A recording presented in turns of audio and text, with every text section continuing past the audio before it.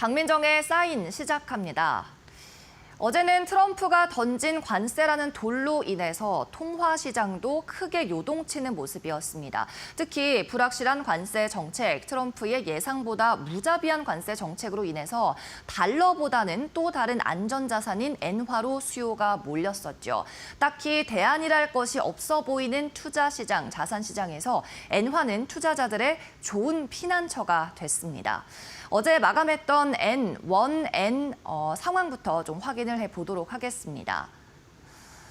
원-엔 환율은 어제 장중 한때 1,000원 선까지 급등하는 모습이었습니다. 3년 만에 최고치를 기록한 건데요. 한동안 굉장히 오랜 시간 동안 저엔화 그리고 초저금리를 유지하던 일본 엔화가 이렇게 원화 대비해서 1,000원을 넘어선 것은 정말 오랜만에 보는 일이었습니다. 3년 만에 1,000원 선을 넘긴 상황이 연출이 됐고요. 계속해서 원달러 환율도 체크를 해보도록 하겠습니다. 원달러 환율도 만만치 않게 폭등이 나왔죠. 어제 마감 가격 기준으로 33원 70전 급등하는 모습이었는데요. 환율이 33원이 하루에 움직인다는 것은 굉장한 폭입니다. 5년 만에 최대 폭으로 움직이는 모습이었고 어제 1,467원 선에서 마무리가 지어졌습니다.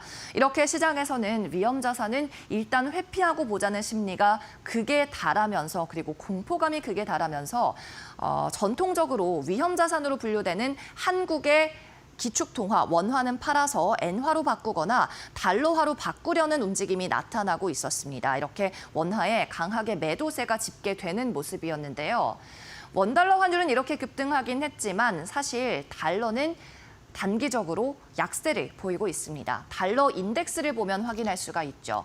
오늘 같은 경우에는 달러 인덱스가 102 넘어서까지 103 근처까지 회복이 나온 모습이었는데 어제장에서는 이 수치가 102달러까지 떨어졌고요. 한때 101.9까지 추락하기도 했었습니다.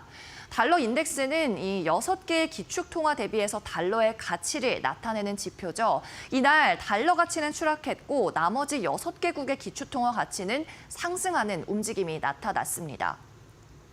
달러는 태생적으로 트리핀 딜레마라는 것을 가지고 있는데요.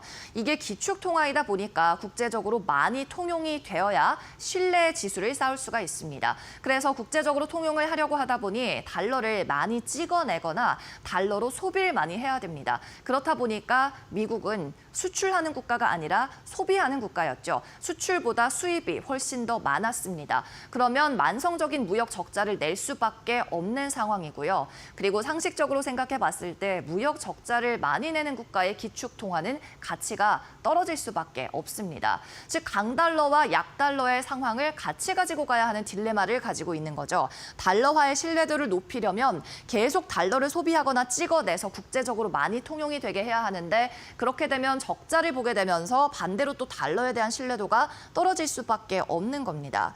이 트리핀이라는 벨기에 출신 경제학자가 1960년대 제안했던 달러 관련한 딜레마 이론인데요. 트럼프도 이 사실을 인지하고 있는지 이 같은 입장을 최근에 나타내고 있습니다. 다음 장 보시죠. 트럼프 행정부에서는 이 같은 단기적인 달러 약세를 어느 정도 용인하고 있는 것으로 보여요. 최근 트럼프 대통령 그리고 그의 측근들은 증시가 폭락할 때도 계속 이것은 디톡스다, 필요악이다라면서 관세 정책을 강행할 입장을 드러냈죠.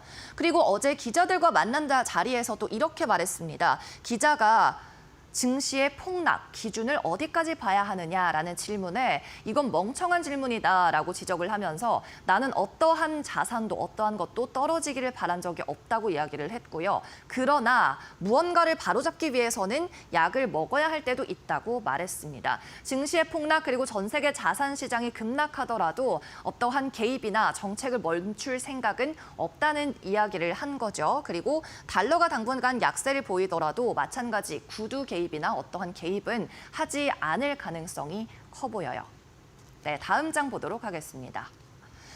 다시 엔화 이야기로 돌아와 보겠습니다. 보시고 있는 그래프는 미국의 금리 수준과 일본의 금리 수준인데요. 미국 같은 경우에는 금리가 4.25%에서 4.5%로 상당히 높게 유지되고 있는 모습이고요. 엔화는 0.5%대 여러 차례 올리긴 했습니다만 제로 금리에서는 벗어났습니다만 그래도 미국 대비해서는 굉장히 낮은 모습을 보이고 있습니다. 그런데 이 같은 일본이 지난 잃어버린 30년간의 경기 불황을 딛고 이제 금리 인상에 나서려고 하는 모습 조금씩 보이고 있죠. 그리고 이 금리 인상 당초 올해 5월에서 6월에 한 차례 더 있을 거다라고 시장에서는 예상을 하고 있었습니다. 지난 잃어버린 30년 동안 저선장과 디플레이션을 겪고 있었지만 최근에 일본에서 강하게 또 경기가 살아나고 있고 일본의 임금 노동자들 이 임금도 높아지고 있는 상황이고요. 인플레이션 수준도 중앙은행의 목표인 2%를 웃도는 움직임이 계속 나타나고 있기 때문입니다. BOJ, 일본의 중앙은행에서도 이 금리 인상 카드를 계속 만지작거리고 있는 상황이죠. 그런데 반대로 미국은요, 현재 높은 금리 상황에서 이제 금리 인하 사이클을 마주하고 있는 상황입니다. 아시다시피 지난 몇 달간 금리 인하가 잠깐 멈춰지긴 했습니다만 올해 6월부터는 다시 재개할 것으로 시장이 점치고 있죠. 이렇게 양국이 반대 사이클로 가고 있습니다. 미국은 금리를 인하하려는 사이클이고 일본은 금리를 인상하려는 노력을 하고 있죠. 즉, 이 서로 다른 두 개의 사이클이 맞물리면서 투자자들은 엔화를 보유하고 있으면 이 두 개 사이클의 덕을 함께 볼 수 있다는 겁니다. 수익률이 배가 될 수 있다는 추측을 하고 이 엔화 보유하려는 노력을 지속하고 있는 거죠. 네, 다음 장 보도록 하겠습니다. 이렇게 엔화 가치가 상승하면서 경기 재둔화 우려가 촉발되고 있는데요. 일본이 기준금리를 인상하려고 하고 있는 가운데서 관세라는 새로운 변수가 등장을 한 겁니다. 엔화 가치가 생각보다 빠른 시간 내에 너무 많이 상승해버렸고요. 또 미국에서 들어오는 수입 물가가 높아지면 일본의 강하던 경기가 다시 둔화할 수 있는 가능성이 촉발이 된 거죠. 그렇다 보니까 기존 대비해서 금리를 인상할 필요성이 상대적으로 적어졌습니다. 시장에서는 이런 얘기도 나옵니다. 기존 5월에서 6월 금리를 인상할 거다라는 전망이 이제는 3분기까지 늦춰졌습니다. 중앙은행에서 6월을 넘겨서 3분기에 금리를 인상할 거다라는 설이 조금씩 흘러나오고 있는 거죠.